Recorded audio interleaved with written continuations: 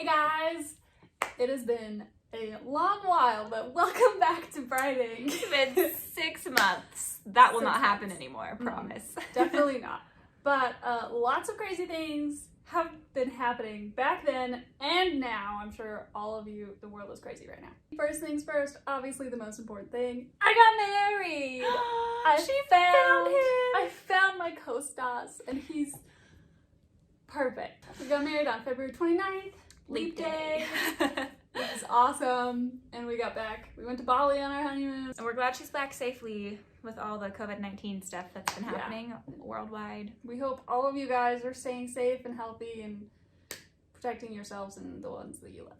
Lots to catch up on. So, last we left off, we had sent in Our first round of edits from Holly. Back to them, and we're waiting to hear back. Yes. Took a long time to hear back. We waited Middle of November? Till... December. Yeah, no, it was a while. we finally got it. And it was kind of a shocker, to be honest. We got I think I might have cried.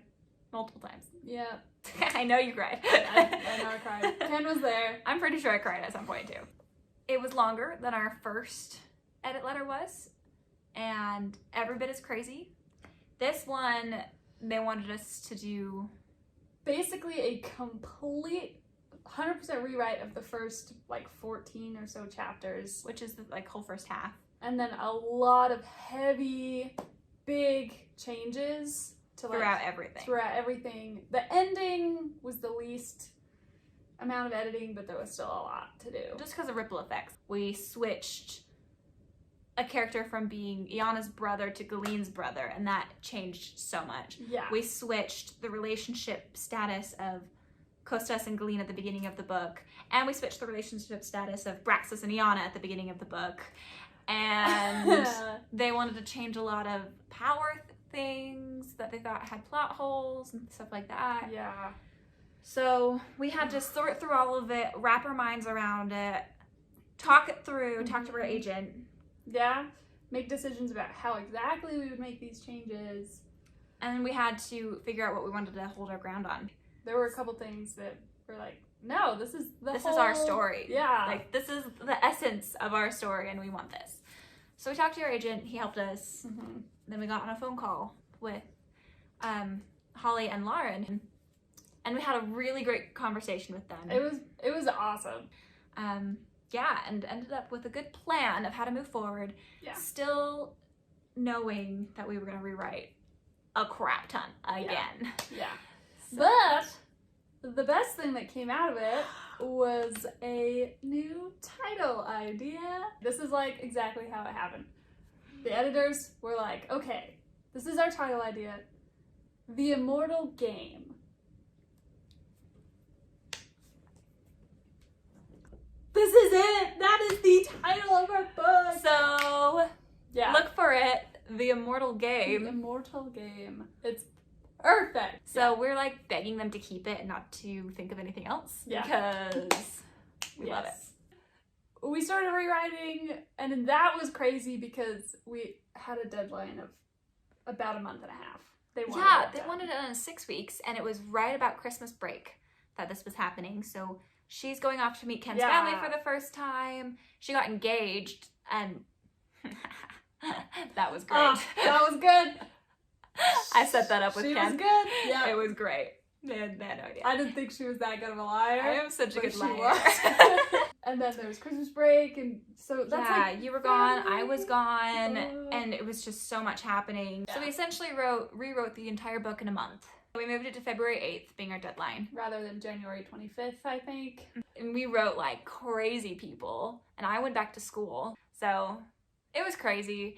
And we got together and like 3 times a week we tried to, and then the day it was due, she came over early in the morning and we wrote all day long. And we finished like right before midnight and submitted it. That's right. We were pretty happy with it. Yeah. There were some things which we were kind of like, oh, well, hopefully we can work on it a little bit more because we'd love to work on these things. Yeah. We weren't sure if our passion translated quite as well to the page this time. But I mean, it's still a great book and we still love it. Yeah, we do. It will keep getting better. We've got another edit letter coming hopefully in the next month. It sounds like it might be another slew of edits, which makes me nervous because it's been so much work already. We're hopeful that soon it will move to line edits, especially since a lot of it is now like almost feels like first draft writing because we had to scrap stuff and start over. But I will say the first chapter is way cooler.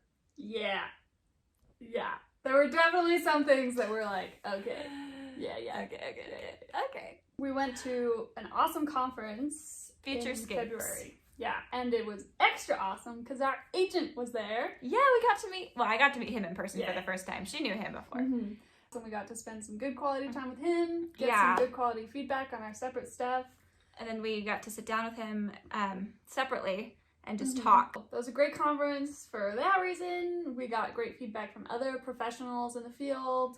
We got to meet fantastic other writers, and both of us got new writing groups out of it, which is so amazing. It's kind of cool how it worked out because, I mean, we used each other a lot, obviously, for our writing, and the fact that we both ended up in, like, stellar new groups. Okay, but my favorite thing that happened that week, oh my gosh. It was awesome, guys. So, because Ben, our agent, was in town, he had a party for all of his clients that were in Utah, and it was held at Brandon Sanderson's Cosmere house. We showed up and our minds got blown. Cosmere is his term for his universe. So he just called this house the Cosmere house because every single room is themed after one of his books. Brandon Sanderson actually lives right next door. Yeah, so that was also crazy. It's like, the Cosmere house is like huge. Yeah. The house is where all of the people who work specifically on his stuff work. So Isaac, his artist, has a room where he works. He goes to work there. He does his art. He has editors that work there. There's a warehouse in the basement where all of his books are boxed. It's like, they gave us some free books. You want any books? The reject ones that are damaged in printing. And they gave us some other nice ones too. Like I got Starsight, like that just came out. He just like, oh, we want Starsight. Here, take it. While we were there having our client party, Dan Wells, Howard, these people were in Brandon the other Sanderson room playing D&D. Brandon Sanderson showed up, his wife, you know, just casually. Yeah. These people just there. And Isaac, who she mentioned, who works there, is also one of Ben's clients, which is why we got the house. Yeah. He wrote this amazing children's book. It's so great. Monsters Don't Wear Underpants. Yeah. Look for it. It's and coming out soon. It's amazing. Oh, the one that I love that we got to see the ARCs for, it's the advanced readers copies. Another children's book coming out, but it's called Over in the Meadow. No, it's Over in the Woodland. Over in the Woodland, based on Over in the Meadow, which with fantasy creatures. The illustration beautiful, is gorgeous, and the rhyme is it's great. Yeah. So we get to pretend like we're in that crowd. Yeah. So now we're waiting for those edits to come in. We will be filming again now that she's back from her honeymoon and married and normal life. And now that, normal life, everything's canceled and locked down, essentially. Yeah. But it's fine. I'm doing online school. So we're going to get together at least twice a week and film and post new videos for you. Life is awesome, guys. Life is great. Life is scary sometimes. Life is hard, but life is good. Inherently good. I believe that. Yes, me too. Bright ink. Over and out.